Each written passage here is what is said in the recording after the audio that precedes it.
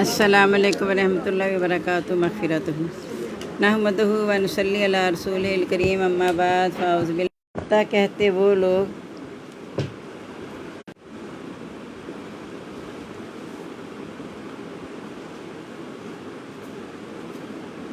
ان ہاذا نہیں ہے یہ الا سحر مبین مگر جادو کھلا۔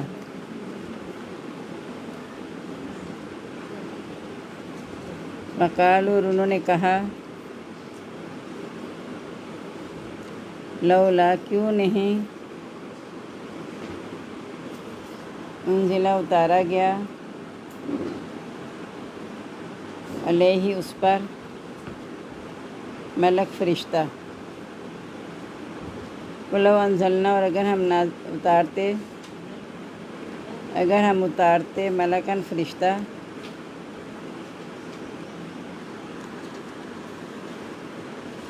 لقضی الامر البتہ فیصلہ کر دیا جاتا کام کا۔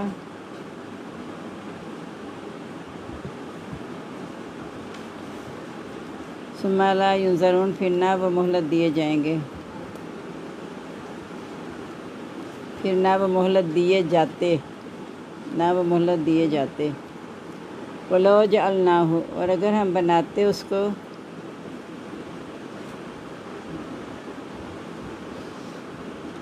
ملکن فرشتہ لجعلناہ رجلا البتہ ہم بنا دیتے اس کو آدمی۔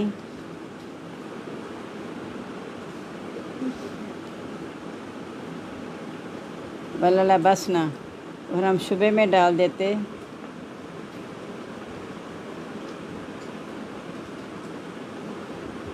علیہم ان کو ما یلبسون جو وہ شبہ کرتے ہیں یا شک کرتے ہیں کر لیں جو بھی۔ وَلَقَدِ اسْتُهْزِئَ اور البتہ تحقیق مذاق اڑایا گیا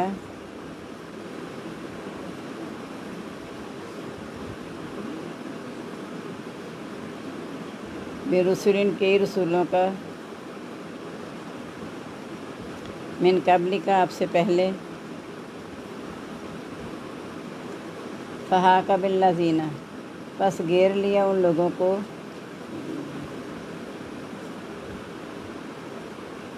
سخروا جنہوں نے مذاق اڑایا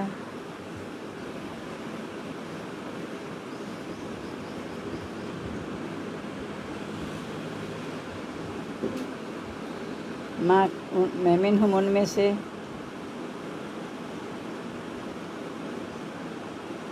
ما کانو جو وہ تھے اس کا یستہزئون مذاق کرتے۔ قل کہہ دو سیرو چلو پھرو پھر لرزی زمین میں ثم انظروا پھر دیکھو کیف کان کیسا ہوا انجام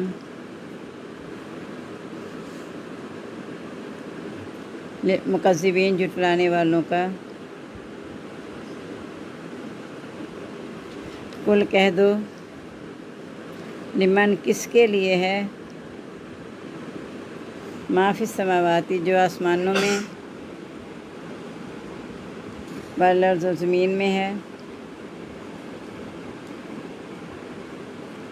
قل کہہ دو للہ اللہ تعالیٰ کے لیے، اللہ تعالیٰ ہی کے لیے کتبہ اس نے لکھ لی علی نفسی اپنے اوپر رحمت لا یجمعنکم البتہ وہ ضرور جمع کرے گا تم کو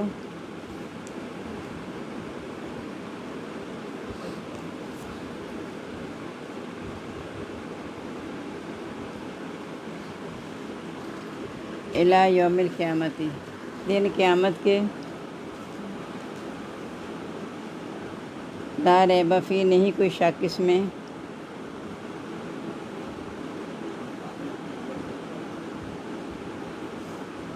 الذین خسروا، ان لوگوں نے خسروا نقصان میں رکھا، انفسہم اپنے آپ کو، فہم لا یؤمنون پس وہ نہیں مان لائیں گے،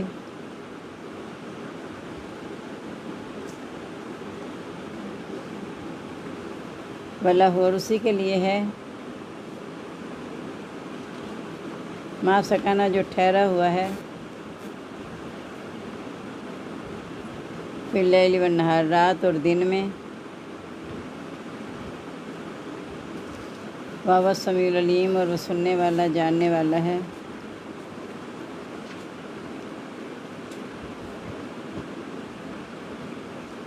کل کہہ دو، لمبی آیت، چلے رہنے دو، کتنے ہی رہنے دو۔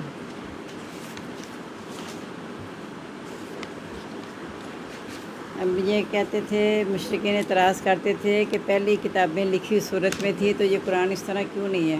تو کہا اگر ہم پر کاغذ کی صورت میں بھی نازل کر دیتے نا تو پھر بھی اس کا چھو کر کہتا ہے یہ جادو ہے، نہیں لکھا ہوا ہے تب بھی اعتراض کر رہے ہیں، لکھا ہوا تھا تب بھی انہوں نے اسے جادو کہہ کے چھوڑ دینا تھا۔ تو اب یہ اعتراض کرتے ہیں کہ اس پر فرشتہ کیوں نہیں نازل کیا گیا؟ یعنی اگر یہ سچا ہے، نعوذ باللہ، اگر اسے اللہ نے رسول بنا کے بھیجا ہے تو اس کے ساتھ رسول آتا جو اس کی تصدیق کرتا، جو یہ کلام پڑھ کے سناتا اس کی وہ تصدیق کرتا۔ تو اگر اللہ تعالیٰ کہتے ہیں اگر ہم فرشتہ بھیج دیتے نا تو اس وقت انہیں مہلت نہ دی جاتی، یعنی فرشتے یا تو وہی لے کر آتے ہیں یا اللہ کی طرف سے کوئی عذاب وغیرہ کا حکم لے کر آتے ہیں۔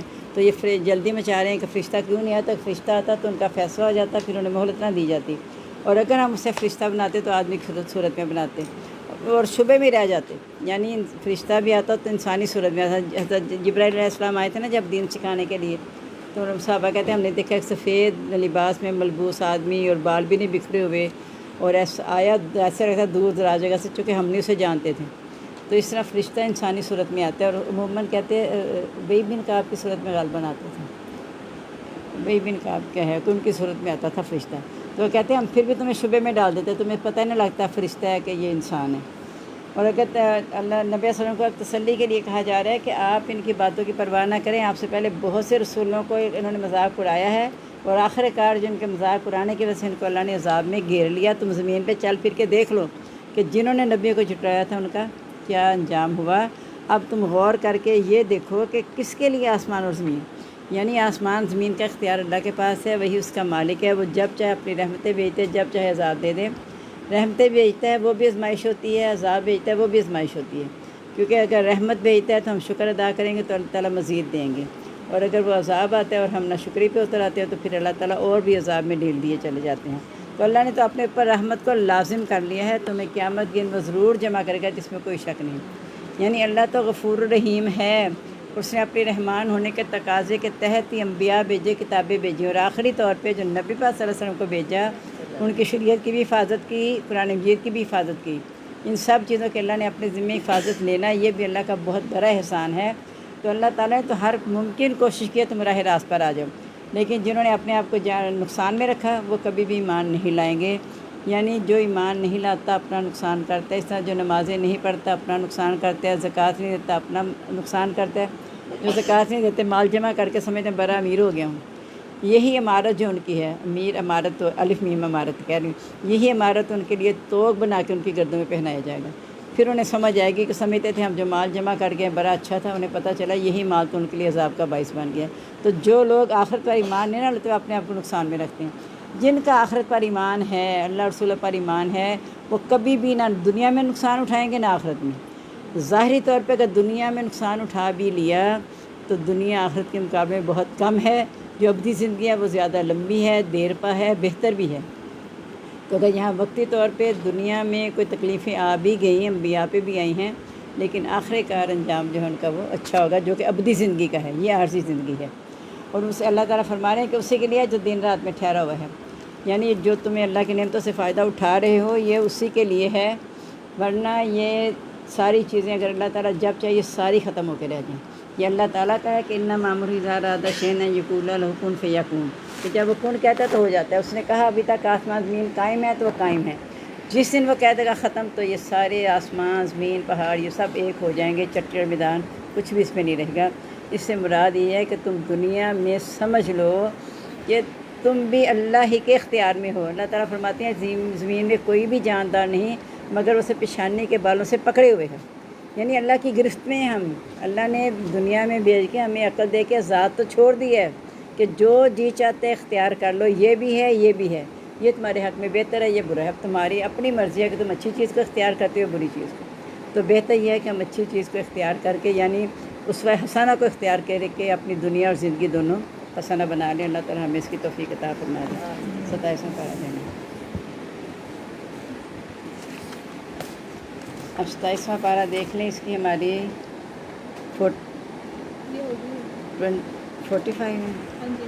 45 آیات ہو گئی ہیں 27ویں پارے میں، سورۃ اس کی زاریات کی۔ آج 45 ہم نے پڑھنی ہے۔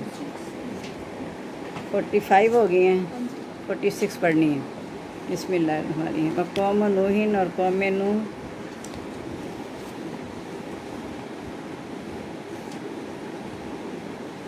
من قبل پہلے ہی،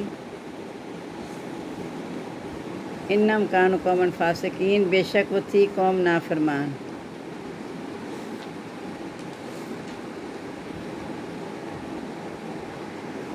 والسماء اور آسمان، بنیناہا ہم نے بنایا اس کو، بأیدٍ ہاتھ سے،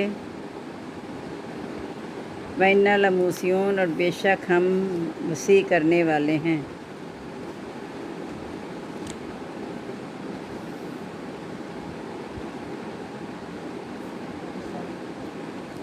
والارض اور زمین، مددناہا فرشناہا ہم نے پھیلایا اس کو، پھیلایا بھی ہے یا فرش بنایا اس کو، دونوں میں سے کچھ بھی کر لیں۔ فنعم الماہدون پس کتنا اچھا بچھانے والے ہیں۔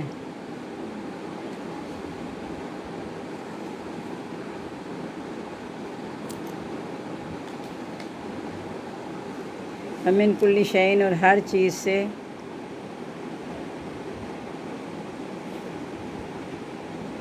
خلقنا زوجین ہم نے بنائے جوڑے،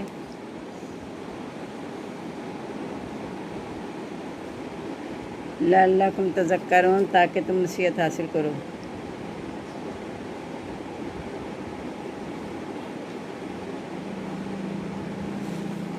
ففروا پس بھاگو اللہ تعالیٰ کی طرف،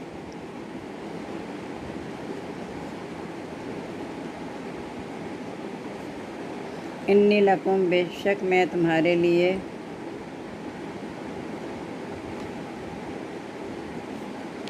منہ اس کی طرف سے، نذیر مبین ڈرانے والا ہوں کھلا۔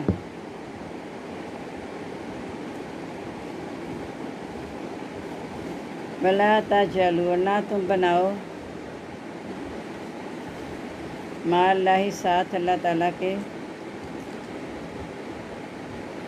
الہًا معبود،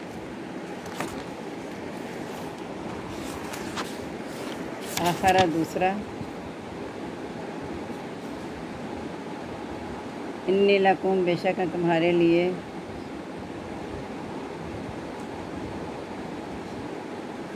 نذیر مبین ڈرانے والا ہوں، مبین واضح، واضح یا کھلم کھلا ایک ہی معنی ہے۔ کذالک اسی طرح،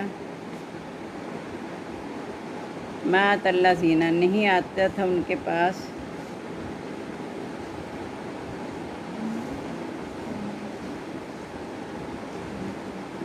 من قبلہم ان سے پہلے،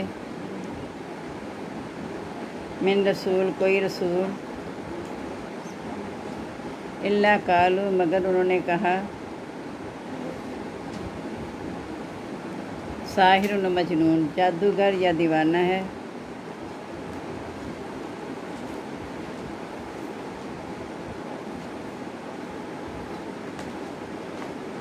اتواصوا کیا وہ آپس میں وصیت کرتے آئے ہیں،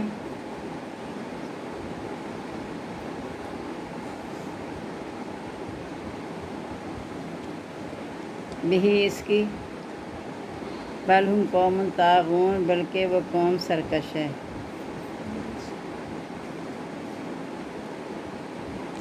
فتولی عنہم، پس وہ لوٹ گیا ان سے.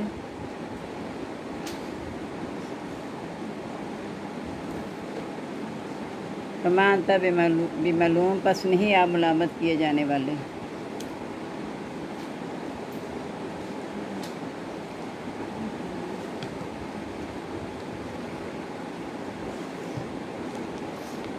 وذکر، اور نصیحت کیجیے.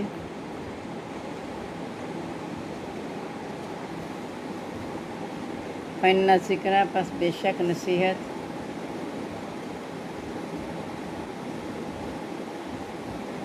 تنفع المؤمنین، نفع دیتی ہے مومنوں کو.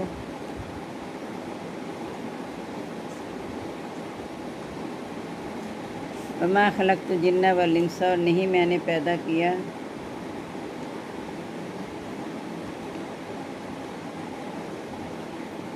جنوں اور انسانوں کو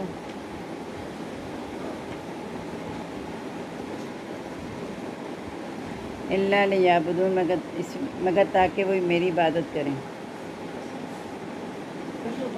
مگر تاکہ وہ میری عبادت کریں.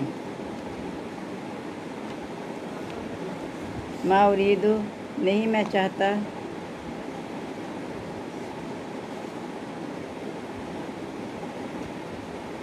منہم، ان سے من رزق، کوئی رزق. وما ارید، اور نہیں میں چاہتا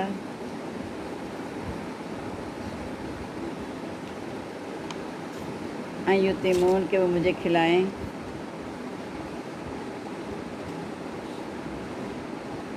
ان اللہ هو الرزاق ذو القوۃ المتین، بے شک اللہ تعالیٰ رزق دینے والا، طاقت والا ہے، زبردست.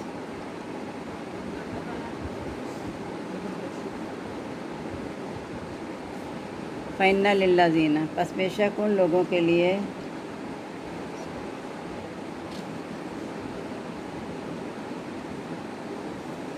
ظلم، جنہوں نے ظلم کیا،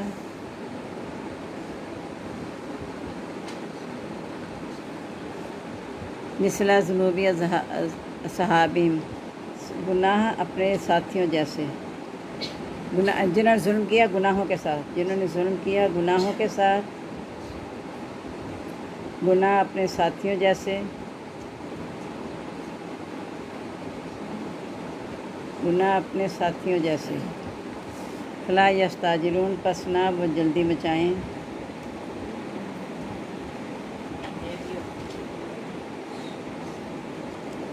فویل للذین، پس خرابی ہے ان لوگوں کے لیے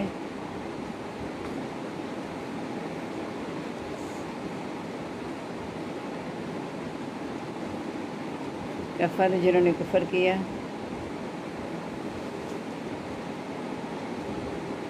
من یومہم الذی، اپنے اس دن سے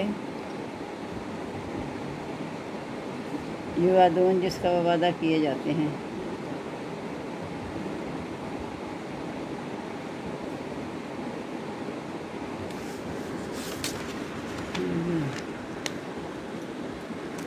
اب یہ کہ نوح علیہ السلام کے بارے میں کہا کہ قوم نوح پہلے ہی سے نافرمان قوم تھی.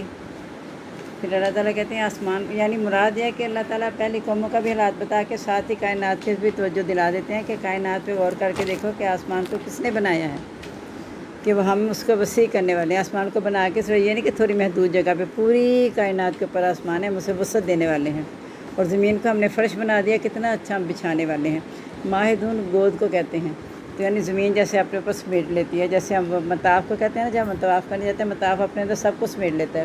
تو اسی زمین کو اللہ تعالیٰ فرماتے ہیں اللہ نجعل الارض کفاتا احیاء و امواتا، کیا ہم نے زمین کو سمیٹنے والا نہیں بنایا زندہ اور مردوں کو. یعنی زمین کو ہم نے بچھایا، کیسے بچھایا کہ اوپر اس کے زندہ رہ رہے ہیں، اس کے نیچے مردہ رہ رہے ہیں. تو ہم نے اس کو وسعت دی اور ہر چیز کے ہم نے جوڑے بنا دیے تاکہ تم نصیحت حاصل کرو. اندھیرے کے لیے روشنی، دن رات، یہ سب آپس میں گمراہی، ہدایت، اللہ نے جوڑے بنا دیے ہر چیز کے. اور جلدی کرو اللہ ہی کی طرف، یعنی اللہ کی نشانیوں کو دیکھے تمہیں چاہیے کہ تم اللہ کی طرف جلدی کرو اور اس کی طرف یعنی اللہ کی فرما برداری کرنے والے بن جاؤ. اور میں تو تمہیں صرف ڈرانے والا ہوں، یعنی میرا کام صرف تمہیں پیغام پہنچانا ہے. اب اس سے نصیحت حاصل کرنا یا نہ کرنا، ڈرنا یا نہ ڈرنا تمہارا کام ہے. اللہ کے ساتھ دوسرا معبود نہ بناؤ، میں تمہیں کھلا ڈرا رہا ہوں۔ یعنی میرے آنے کا اصل مقصد، یہ تمام انبیاء کے آنے کا مقصد یہ تھا توحید کو مضبوط کرنا۔ تو میں تمہیں بتا دیا کہ اللہ کے سوا کوئی معبود نہ بنانا، یعنی اپنے نفس کو بھی معبود نہ بنانا۔ یہ جھوٹے معبود اور تمہارے جو بڑے بڑے سردار ہیں ان کو تم نے معبود بنایا، ان کو معبود نہ بناؤ۔ اسی طرح نہیں آتا تو ان کے پاس کوئی بھی رسول، مگر وہ کہتے تھے کہ جادو کا یہ دیوانہ ہے۔ یعنی جب توحید کا وہ سبق دیتے تھے تو کہتے تھے نعوذ باللہ یہ کیسا رسول ہے جو کہتا ہے کہ اتنے سارے معبود چھوڑ کے ایک ہی پکڑ لو۔ ہم نے تو الگ الگ معبود بنائے ہوئے ہیں، کوئی بارش کا ہے، کوئی رزق کا ہے، کوئی صحت کا ہے، کوئی ضروریات پوری کرنے والے۔ یہ کہتا ہے سب چیزوں کا ایک ہی رب ہے۔ نعوذ باللہ یہ استغفر اللہ دیوانہ ہو گیا ہے، یہ کیسی باتیں کر رہے ہیں؟ تو اللہ تعالیٰ فرماتے ہیں کیا آپس میں ایک دوسرے کو وصیت کرتے آ رہے ہیں کہ تم ایسا کرنا ہے ایسا کرنا ہے؟ کہا ایسا نہیں ہے، بلکہ یہ قوم خود ہی سرکش ہے۔ جا کے دیکھیں نا، اگر وصیت کرنے والی بات ہوتی تو حضرت ابراہیم علیہ السلام کبھی بھی ہدایت پہ نہ آتے کہ باپ ایسے کرتا یا تو اس طرح کرتے آتے۔ تو یہ خود ہی سرکش ہیں جو ایمان نہیں لاتے، آپس میں وصیت نہیں کرتے آ رہے ہیں۔ نصیحت کیجیے، شاید نصیحت مومنوں کو نفع دے دے۔ یعنی اگر تو وراثت میں چلنا ہوتا سرکشی کو، تو پھر یہ نہ اللہ تعالیٰ کہتے نصیحت کرو شاید نصیحت نفع دے دے۔ اسے کہا جا رہا ہے کہ جن کے ماں باپ گمراہ تھے، شاید ہو سکتا ہے آگے سے ان کی نسل جو ہے وہ نصیحت حاصل کر لیں۔ ہم نے جنوں انسانوں کو پیدا اس لیے کیا کہ میری بندگی کریں۔ یہ بندگی وہ ہے جو اللہ تعالیٰ نے دنیا میں رہ کے ہمیں دنیا کے تمام حقوق ادا کرنے کو کہا ہے۔ بندوں کے حقوق بھی، اللہ تعالیٰ کے حقوق بھی۔ یہ نہیں ہے مراد کے سجدے کریں، نمازیں پڑھیں، یہ تو کلمہ پڑھنے کے بعد یہ لازمی چیزیں ہیں۔ نماز، روزہ، زکوٰۃ، حج، وہ تو کلمے کی حاضری ہے کہ آپ نے اس میں داخلہ لے لیا ان چیزوں کے ساتھ۔ اب ان چیزوں کے اثرات کیا آتے ہیں، وہ اس لیے اللہ نے پیدا کیا ہے کہ کیا روزہ تم پہ اپنے اثرات چھوڑتا ہے، نماز چھوڑتا ہے؟ یہ اللہ نے عبادتیں کس لیے رکھی؟